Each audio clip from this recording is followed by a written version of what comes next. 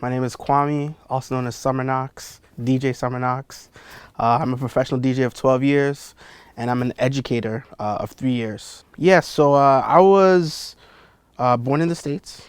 I was raised here, Jane, Albion. That's where most people that immigrated, my parents are from West Africa, from Ghana. So born in the States, obviously migrated here. That's where we ended up. And from there, we came to Brampton in 2001. So been in Brampton ever since. Bought my first place there a couple of years ago. And I think my love for music started with my dad, because my dad was the African uncle who was bringing in the cassette tapes and the record players, and he was the DJ at the family functions. So I got to watch and help him set up, tear down, learn a lot about audio through that experience with him. And from there, I've just always had a musical ear. I could always hear things and be like, this song is gonna work or it's gonna be a hit, and eventually it does. Just good at catching like the BPMs and tempos, and yeah, I just spent most of my time. I remember grade 9, 10. Yes, grade 10 and 11, I apologize. I bought my first iPod, or I got it for as a gift, and I bought a second one, and I would hook up 2 different speakers to it, and I would mix like a song from one iPod into another. That's how it started. And I remember grade 12 graduation party after party, a friend was like, hey, I need you to DJ. I heard you're a sick DJ. And just being in the basement, like using virtual DJ on a Windows computer, like testing things out, like early 2000s, like that's kind of how my love for DJing started. But like music, I've always been musically, I wouldn't say musically inclined because I don't make music, but I've always understood it on a different level, whether it was through like making music, dance, whatever the case may be. I always had an attachment to it. So very glad that was my passion, like behind like closed doors, behind scenes, because I was like low-key a nerd, still am, but like I loved math, so that was like my calling card and stuff. But yeah, like that's a bit about my upbringing. It was something that I loved. I saw like from my dad, learned it from him in terms of different types of music, just growing up like jazz and, like early R&B, even like in West African Ghana before Afro beats or anything. They called it hip life. So learning about that genre as well was like very inspiring to me growing up. But yeah, just started in the family, and I guess I'm continuing it on.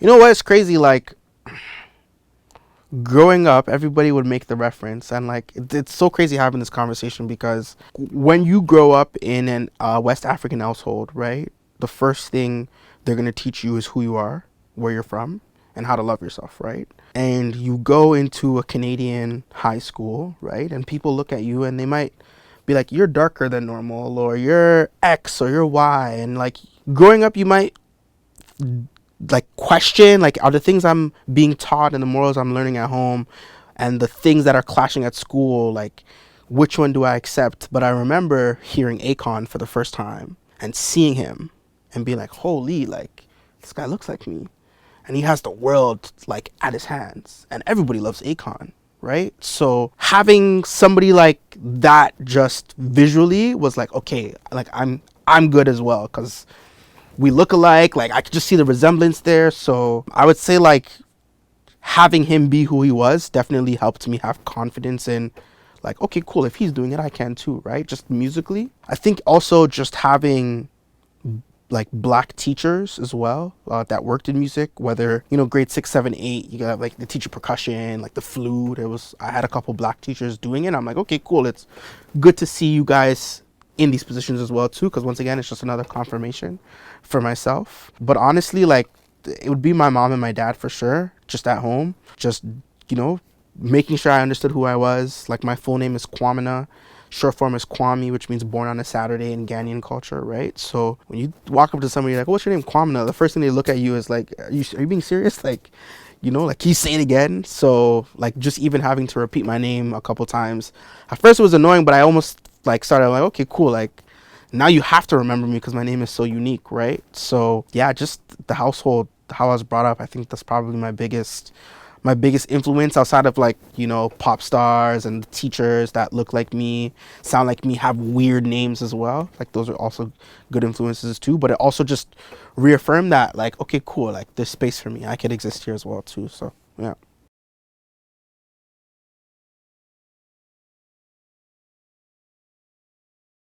So my DJ career started in, obviously it started like in high school with the iPod and virtual DJ, but when I went to university, I went to Wilfrid Laurier University in Waterloo, Ontario.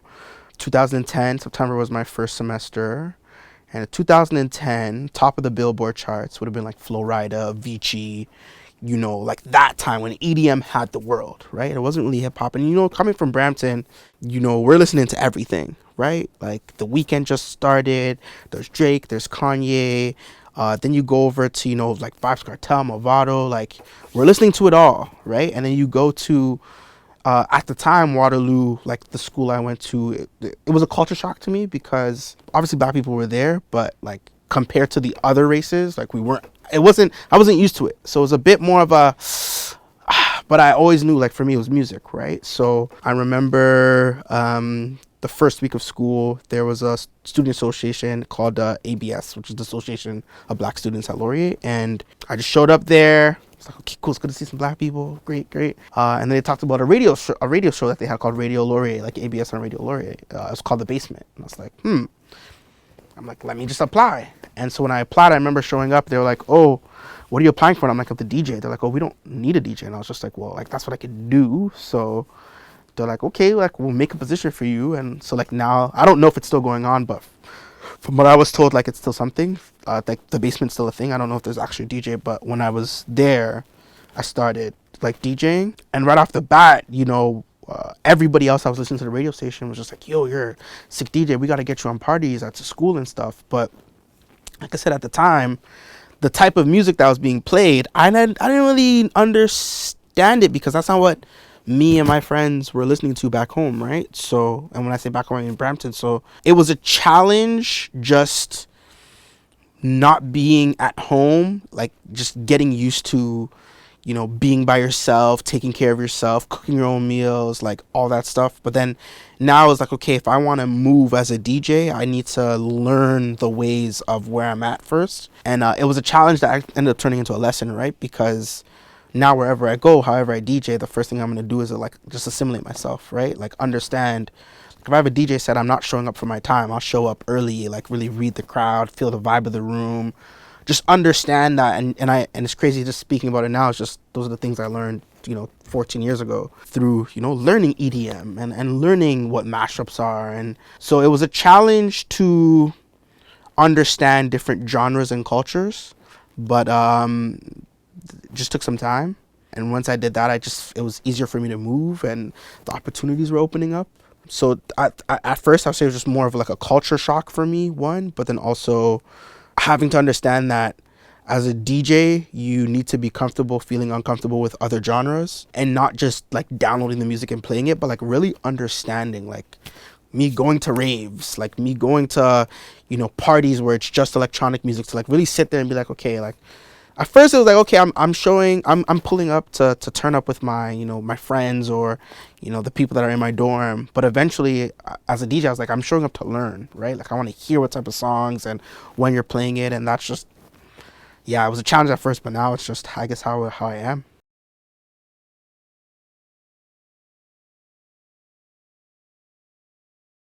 I'll say my first ever time I got my first like professional DJ gig set, like at a club, I'd say. Because like, I mean, doing house parties, doing parties on campus, like that's cool, right? But the moment you see like your logo on like a flyer that's like at this club, it was in Waterloo, downtown. And I just remember like not sleeping the day before, showing up, like killing my set. And I remember I had an interview for a job the next morning at like 9 a.m. So I didn't go to sleep. I went straight to the interview, did a great job there. They offered me the job 2 weeks later. And I was just like, wow, like everything's starting to move. But like, I remember that being like a memorable moment because it's like, once again, that was like a year after I just moved to Waterloo. So once again, like feeling culture shock, took me some time to like really understand, and I was getting the hang of it, and to be rewarded with a moment like that, where it's just like that kind of really started my DJ career. Because after I did that, they offered me a residency, so I was there back every Saturday, and like to have that at like 20 years old in a city you're not even from, like it's like pretty memorable, right? So yeah, like that's probably a really big moment I remember from early days. But then like I think just one to maybe one up that was when they like named me the official DJ of the school and like put my picture on the website and put my name on like the board at the front, like Saturday nights with, back then my name was DJ K Easy because I had a weird obsession with Kanye West. And I wouldn't say I was rude, but like I was very honest with people. So people would be like, "Oh, you're easy." I'm like, "Sure, whatever." My name's Kwame. Put a cape in front of it. Let's brand it. But I think like an even better moment would be when they like announced me as the official DJ of the entire university. And like I don't know if they do that anymore, but and they never did it before me. So I think it was just I did all the sports games, all the concerts. It was just me. So I think that's like a pretty cool moment too.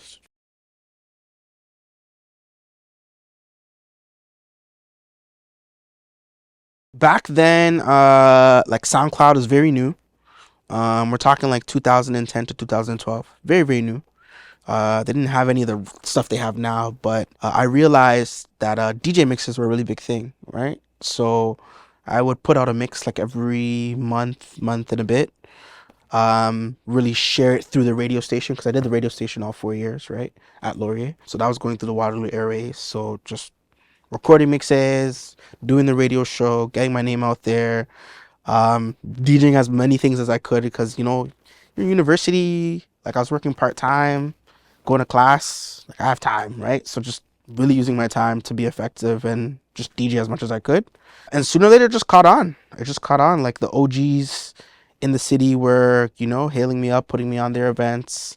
Still have a lot of those connections now to this day. And I'm thankful for them too. But honestly, just consistency. I think that's been like my thing for the past 14 years of just being consistent. I've never really taken a break from DJing. I've always DJed something like every month at least. Like it's never not been a thing. So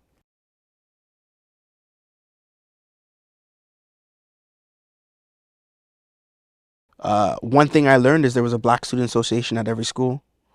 And because I was like the official DJ of the school and the Black Association of our school, they would pitch me to other schools in collaboration events. So Windsor, Guelph, Western, University of Toronto, UTM. It just started to spread, right? Just my name. And then if people came to Waterloo, they always knew you had to go to the party I was DJing at, right? So because kids travel, right? They go to different schools. Homecoming was a big thing, right? So that's what happened. It just caught on. So I've DJed at like majority of Ontario universities and colleges as well from 2010 to even after I graduated in 2014. I was still doing them up until like 2018 just because of the connections I had, right? And after you do the Black Student Associations, it goes up to the student associations, right? And now the presidents of other schools are emailing me and calling me to come in to DJ their events as well. So, yeah, it's even just crazy just talking about it out loud. Like, that was literally the hierarchy. It's just I got into the Black Student Association, made sure I did a great job. From there, got into the school, made sure I did a great job. And then from there, they just kind of pushed you to other places.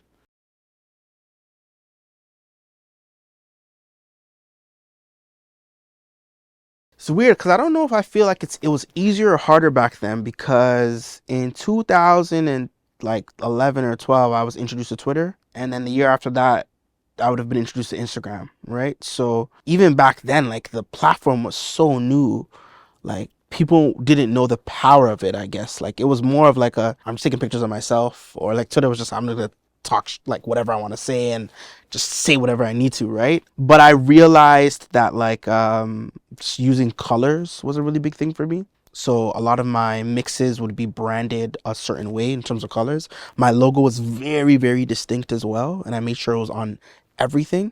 And also I wanted to make sure people saw my face too, right? So if it was a like cover for a mix, it'd be like my face, my DJ logo, and just some colors, whatever it could be. And I kind of just stayed consistent with that as well. Facebook was a big thing back then, so even just changing my Facebook name to like have my DJ name as my middle name was very important back then. Now, if you wanted to brand yourself, I feel like there's just so many more tools and avenues to do it. And I think another big thing that like is it's not even just branding, just everything is word of mouth, right? Like having the people around you like spread the gospel about you in a way, even though I don't want to say it like that, but whatever the good work you're talking about that I did, other people, I didn't tell them to do it, but if you make them feel good enough about it, if you make them feel involved, they'll do it themselves, right? And for some reason people love suggesting a good DJ. Like I don't know what it is about DJs, but everybody needs one for something, right? But people, if you leave a lasting impression on them, they will always, speak the word for you. So yeah, word of mouth is probably a really big thing that just helped in even getting my name out there.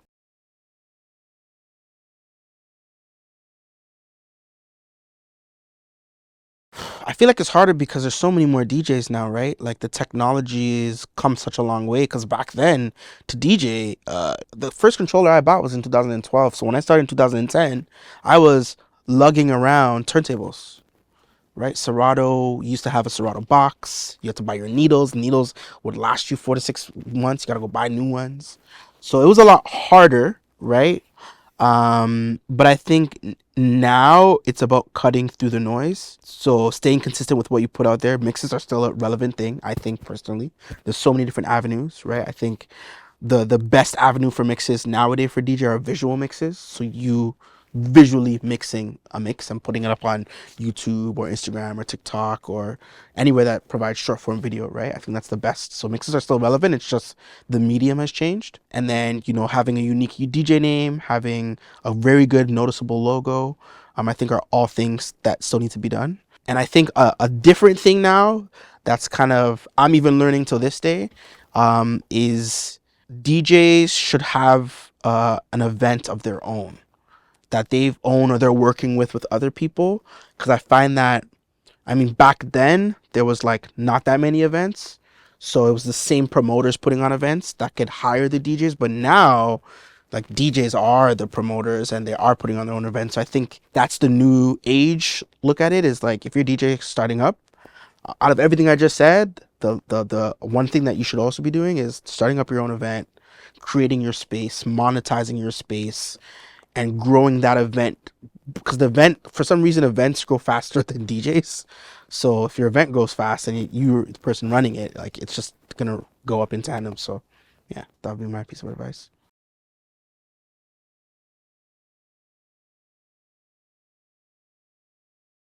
So there's two type of skills. There's the DJing skill, but then there's the business aspect as well because there's two of them, right? On the DJ side, like learning how to mix songs, I think is very important. Having the right equipment in terms of like the right adequate laptop, right adequate, controller or CDJs or mixer is important.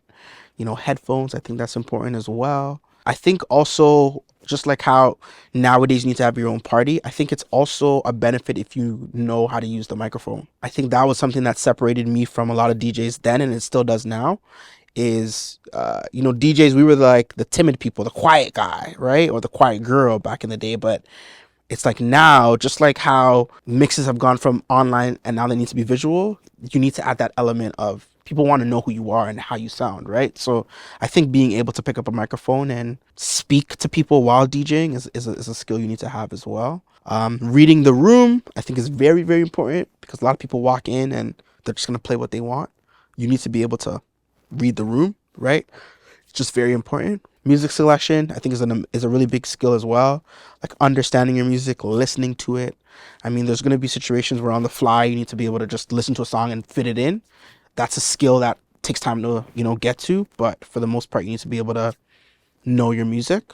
And I feel like if you can cover all those bases, like you'll start to move. On the business side, though, and I think this is what maybe puts ceiling on a lot of DJs is a lot of people don't realize that, when you're making money doing anything, you also need to pay attention to the business side of it, like registering your business, filing your taxes, writing off your expenses, registering your trademark, your copyright, whatever you need to do on the business side. I think that's a skill that you should be honing as you're honing your DJ skills.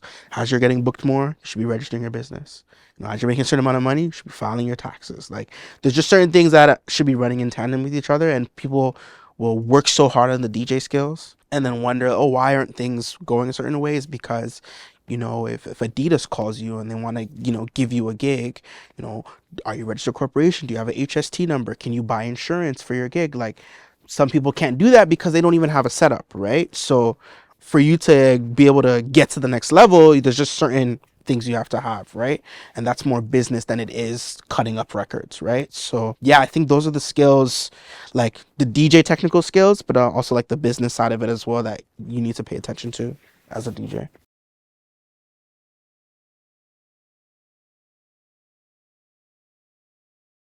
Man, file your taxes as a business. File your taxes. Know the difference between a sole proprietorship, a corporation, a partnership. Know the difference. File your taxes. You don't want to get caught up in anything like, and it's not even about being caught up in anything. It's just like DJing. Once you get to a certain level, it could be a vehicle that you could use to drive you into other places, whether it's like credit or buying something, but like a piece of land. Like if you're doing it at a good enough level, and you're doing it properly, like you could use this vehicle to like meet other things for you. You know what I mean? It's just knowing what you're getting yourself into, and having, just like a lot of people will go and look for a DJ mentor. Great. Go look for a business mentor as well. Balance it, right? Because a DJ mentor will do his or her best to help guide you where you need to go as a DJ. They could potentially also help guide you as a business, but that's a lot for a mentor to do, right? Like usually you want your mentor to mentor you on this one thing that they can devote their time to support you with. So it's always good. I've always had like a DJ mentor and a business mentor, right? Because it just helps. You have questions, financial questions, ideas. Is this a good purchase? How do I go about making this purchase? Should I finance this? Like sometimes it's better to ask somebody that can give you some advice. Obviously, you can check the internet as well. The internet's always there, but having somebody you trust as a mentor to also support you does make sense as well too.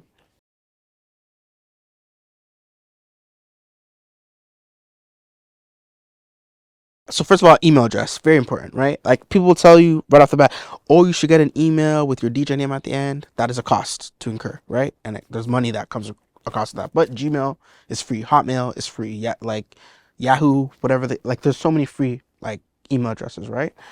And usually with those email addresses come like a drive, right? In your drive, you should be saving your mixes. You should be saving your press pictures. You should be saving invoice templates. Or if you're at a certain level, you could download QuickBooks, for example, and do your invoices through there. But right off the bat for me, I use the Gmail service, so I pay for my email address, I pay for the space. I used to use Dropbox, but like I wanted to have everything in one area ideally, so I just use G Drive. I use QuickBooks as well. I am a big calendar guy and a big reminders guy because I am getting older, and if you don't write things down, you will forget them. And then notes. I'm a big notes guy. I have over 1,000 notes in my phone because, once again, I'm just a firm believer. Sometimes if you don't write things down, it's not real. But also, for you to track progress, if you write things down, it's easier for you to go back and see what you've done.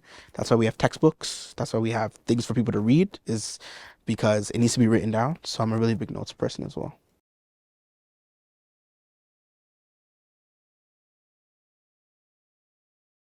Okay, so after I graduated, I moved downtown a bit. I wanted to get accustomed to the downtown scene as a DJ. So I moved downtown a bit, working part-time, DJing, going to clubs, doing free sets or doing opening sets, just trying to get my name out there. From there, got blessed to, hop on a couple Ontario University tours, Daniel Caesar, Nav, just get some experience getting on a stage in front of thousands of people, get on the microphone, DJ, see how it goes. Continue to open up at concerts, Travis Scott, Desiigner, back then, who was really big. I also started working with the MLSC as a third party DJ. Whenever they needed me, or they would go through the routes they would go through, I'd get an email, I'd get a call, I would show up, whether it was TFC, whether it was outside, I would show up, do my thing, get that corporate experience, understand that as well. Did all of that up until I would say 2 years ago, where a good friend of mine was leaving the country. He was also the official DJ of the Argos, and he called me and said, "Hey, like, you've already worked with the company. Would love to just hand this off to you." So I said, "Sure, I'm down to give it a try." There's 8 home games every season for Argos. I'm like, it's nothing crazy on the schedule. I like football. I love the team. Argos is legendary. So show up, doing an amazing job. Halfway through the season, I got a call to say, "Hey, we'd love to give you a tryout at the Maple Leafs." I said, "Of course, I would love to." And it's crazy because when you think of hockey, right, and you think of, like, even just as a black person, you think of hockey in Canada, it's like you wake up, or you're growing up, you turn on the TV, it's on, right? And you're like, okay, let me watch it. But like when you compare it to like maybe like a basketball or soccer, where you understand the game maybe because you played it. Like I didn't play hockey growing up, so a lot of the nuances of the game I didn't understand. But I had a unique chance during the pandemic when they were letting people back into the stadium. I was able to fill in for 2 months just to get the experience, right? I was a fill-in DJ. And I started to really learn the game and realize, like, obviously I have a bias. I'm going to say I prefer hockey. Like, I spent most of the time watching the Stanley Cup Finals this year more than the NBA Finals because I understand the game now, right? And I get why it's so exhilarating and it's so energetic and just the athleticism that's required. I can't skate, so like it's just I'm in awe when I watch it, right? And I also get to learn how to strategically place music at certain events within a hockey game to help build that atmosphere as well. But yeah, I got the call for a tryout to come back, just try it out last year, September. I gave it a try. I got a call. They said they want to lock me in for the year. And from then, it's been a go. It's been an amazing experience. Everybody at the MLSC has been such a blessing. They've welcomed me with open arms. Even the fans that are used to seeing another DJ there, like they're like, "Oh, you're the new guy? Great, well, welcome. Like, here's my number if you need anything." Like, it's very much a family atmosphere there, and my fingers are crossed that as long as I'm here, hopefully, we can get all the way to the finals. I think it would be amazing. To be like a representation of the culture if the Toronto Maple Leafs win the Stanley Cup, for me to also be a part of that, just the way like Four Corners was a part of that for the Raptors, right? And he's been with the organization for so long, so it's fingers crossed. There's a lot of work to be done, like across the board, but my job is to show up and just be consistent like I've always been and just do an amazing job.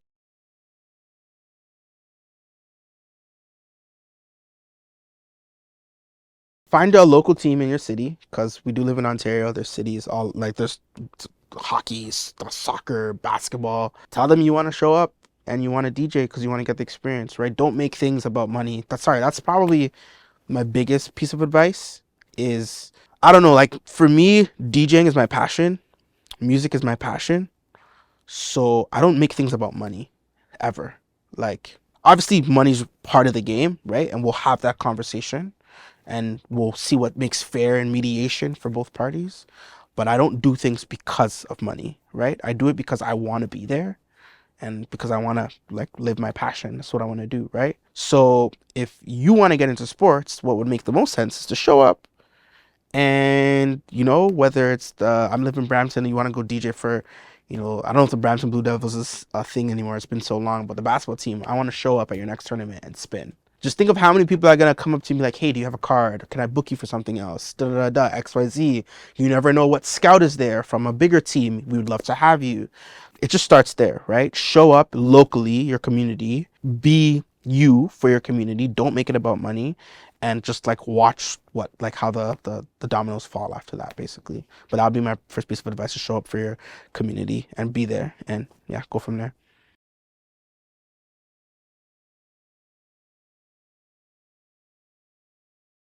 I think the biggest mentor is obviously experience. Like, you gotta fail, learn from that failure, make sure you don't make that same mistake, and move forward.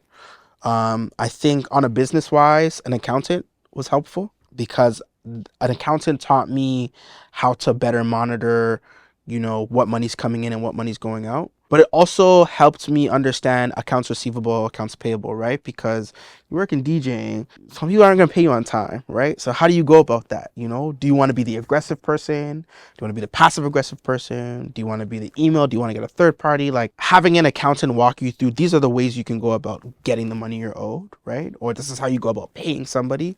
I think that was really helpful on the business side of things, just having an accountant. I think on the DJ side of things, I wanted to speed up the process because when I left Waterloo and I came back to Toronto, I noticed there was a big gap in terms of my skill level. So I decided to take money out of my pocket and pay somebody to teach me everything I needed to know about a turntable.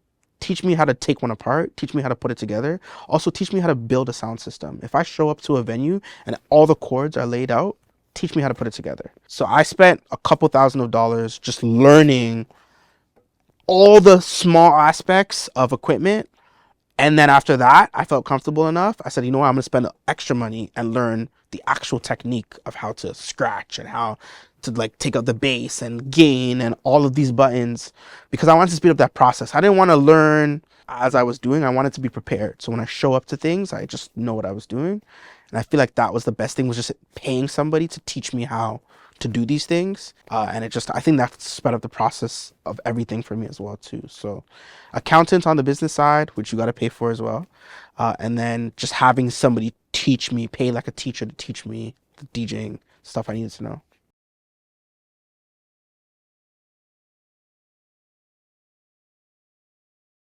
Okay, so I'll start with in Waterloo, there's DJ Flash. Also, when I was in Waterloo, I would have met Scratch Bastard, who's like world-renowned DJ right now. I would have also met Lissa Monet, who is one of the first people to ever put me on like a really big event in Toronto. Really, really like shout out to her. Like we're talking like 2000 and like I met her. I opened for her in Waterloo in like 2012. She like hired me for my first couple gigs 2014, 2015, 2016. So like really big shout out to her. Dr. J, talk to him all the time. Jester, talk to him all the time as well. I think even just like looking, like when I was coming up, just looking at the ranks, obviously starting from scratch was huge, right? Just what he was able to do, being a touring DJ. He was like Russell Peters' official DJ.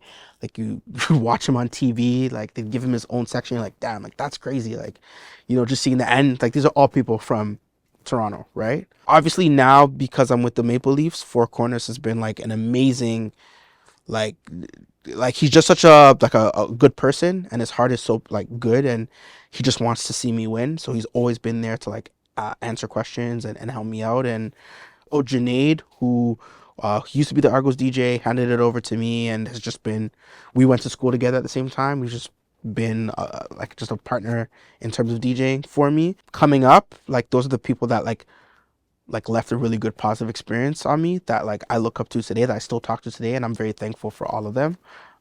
So yeah.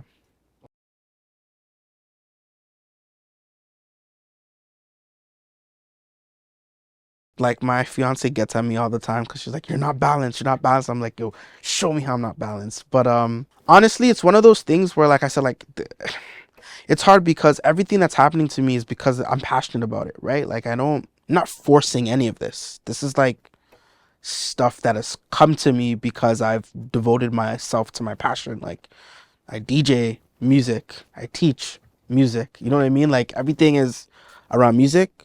So it's hard for me to say no to things. Um, and obviously people would be like, oh, well, if you're not being paid enough, then like it doesn't make sense. But also I don't make things about money, right? So it's not even about the pay. I think how I have to look at it is I've been more aware of, I have two kids as well, right? So I'm a lot more aware of, okay, like I'm needed now. I have to be available. I can't do X, Y, and Z. Or having that open conversation with my partner saying, hey, like, do you think this is something I could take on? Are you okay if I do? Because if I am, I'm going to be away for X, Y, and Z. Are you okay with that? Because if it was up to me, I would do everything, right? Because that's just how I am. But as I'm getting older, I'm starting to see why it's necessary to take breaks and have that balance. But I think it's just more of a conversation. I really don't take anything without talking to my partner first, just to make sure it aligns and schedules and kids and all that stuff. And obviously my family, my parents at first, like imagine you like give your son X amount of money to go to university and he comes back with a degree but also says he wants to be a DJ. Like they're gonna be upset, and they're like African parents, you know what I mean? They're gonna be even more upset. And like, but now they're like really really big supporters of me, like I've been in magazines, they've come to shows, I've been come to games, like they see me, they know that what I'm doing is I'm walking my path and my passion. So I need support. Hey, could you pick up or do this? Like they're down as well. So like I have a really good support system behind me, which helps with that balance too. But overall, just to answer your question, like it's more than just you. Like if you want to be balanced, it's everybody that's connected to you. Like everybody has to be on the same page. And I'm like an over communicator in that point because the more communication the better. So that's what helps me stay balanced. But yeah, like that's just all it is, to be honest.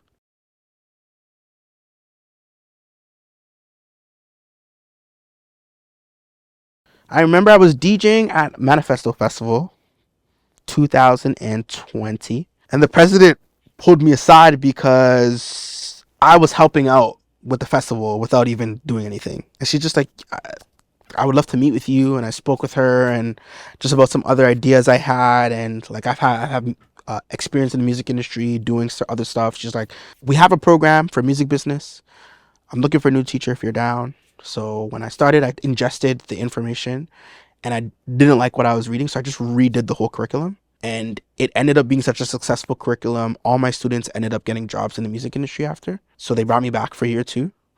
Um, and I changed around the program, and majority of my students in that program also got jobs in the music industry. So over 2 years, I helped get over 10, students of, like, when we say students, age 16 to 29, black individuals, jobs in the music industry, through the program, through the connections we made and everything. So after that, I took my curriculum because I was like, you know what, this is an arts program. I enjoy it, but I want to see if it'll actually work in higher education. So I reached out to some people, got brought over to Metalworks. I've been here over the past couple of months. Once again, I'm doing the same thing. I'm ingesting the information, and I'm slowly making tweaks. So hopefully we'll get to a place where, I could be teaching a curriculum that is both based off of what Metalworks wants to happen, what the Ministry of Education wants to happen, and what I want to be able to teach the kids as well. A lot of people like us, we focus so much on the brand and us and me being the biggest person. And it's just like that ends,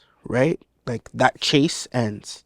Sooner or later, there's a new DJ that comes up. There's somebody new that's bigger, somebody new that's better. So there's nothing wrong with taking everything you've learned and pivoting into the education space. Because think of how many younger versions of yourself are wanna be able to use, oh hey mom and dad, I would love to go to the school because there's this specific teacher that looks like me, that has these examples that I think, I'm sure now that I'm here, I'll be using these examples more, right? Just, hey, like, yeah, let me talk to you. Let me tell you about my experience when I was your age. I would have loved to go to Metalworks, but, my West African parents, they math and English. I can't blame them. That's what they were taught, right? And I'm thankful for that. But it's 2024. Things are different now, right? And this is how.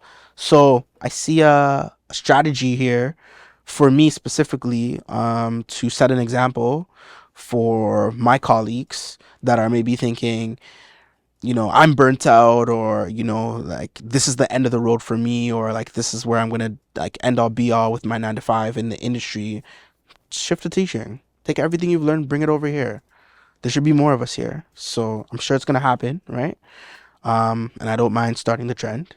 So yeah, in 10 years when we revisit this and there's more black teachers in the music industry space and the music business space, we'll reference this. But there's nothing wrong with taking everything you've learned, being at the top of the mountain, and saying, I'm happy here. Let me go teach the next generation how to do it. Do it faster, do it better. That's the goal.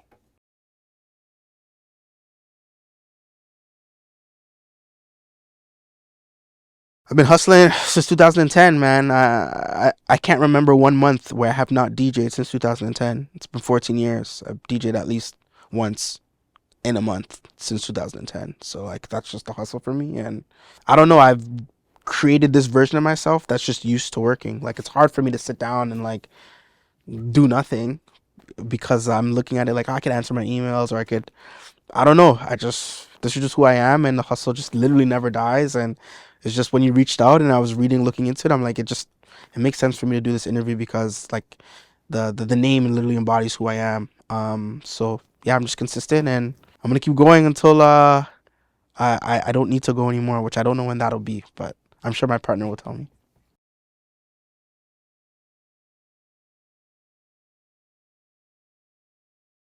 I think the success definitely helps, right? Knowing that if you put in a certain amount of effort, a certain amount of like work and passion, like this is what'll be on the other side. I think that helps too. I think like meeting people that look like me, sound like me, talk like me, and hear them say like, "Yo, I've been following you," and like keep going. I think that helps. That motivates too because it's like whatever I'm doing is not going on deaf ears. Other people are motivated to pick up and start up. So I think that helps too. But I think it's just what's on the outside. Like if I was putting in all this work and the output wasn't where it was, then obviously I don't know if I'd be as motivated. But like imagine I told you, the younger version of myself in 2010, that in 13 years you'd be the official DJ of the Toronto Maple Leafs. Like, you probably it's not happening, right? But like now this is where I'm at, right? So, and that's just one thing of many other things I've done, right? So it's definitely the output of all the work. So I think that motivates me.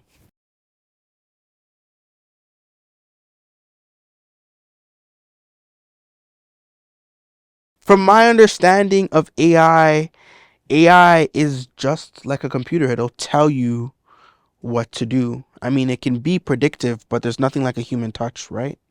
So I can't even say I'm threatened by AI because I use AI in on the business side of things. So I'm already using it. On the DJ side of things, there's like they have this thing called Serato stems now. So you load a song, you could like press a button, it'll remove the drums. You could press a button, it'll remove the vocals. You could press a button and remove the synth. Press a button, remove the bass.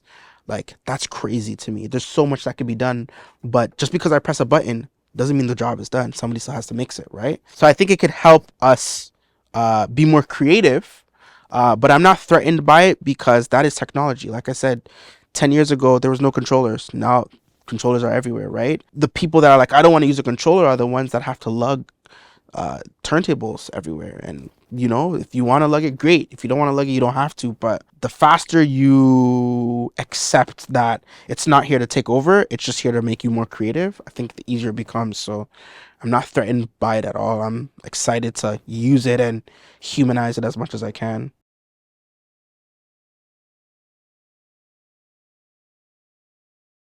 Just moving forward, be available for my family, really hone in on the educational side, really trying to own the space. Like I said, I think I could be like a leader for upcoming, currently like Black music executives to step into the space and not be afraid to build a curriculum that can help teach the upcoming, you know, generations. So I'll always be a DJ. It's not going anywhere. I can't get rid of it, even if I tried, because the hustle never dies, right? But outside of that, like, yeah, just be available for my family and really figure out how to grow this whole educational journey I'm on. And obviously, go Leafs go, because I just think it'd be good if we win a cup soon. I can put that on my resume as well. But outside of that, yo, those are my focuses for sure.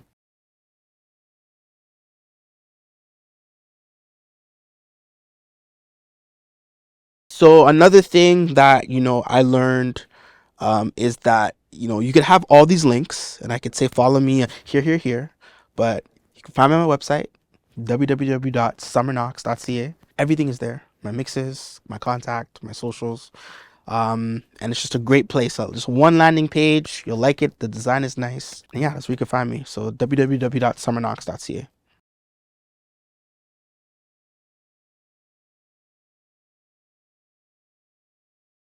Hone in on your passion. Don't let anybody tell you anything. Invest in yourself and be consistent. Be consistent. If something's not working, it's just a time thing. Like, consistency is key. There's ups and downs in any business journey, any entrepreneurial journey, and just continue to move forward. But consistency is key. Don't give up and hone in on your skill. Make sure you're as good. I call it being a 10 in your role. Like, just be a 10 in your role always, and everything else will lay its path. What's going on? It's Kwame, also known as DJ Summer Knox, and you're watching The Hustle Never Dies.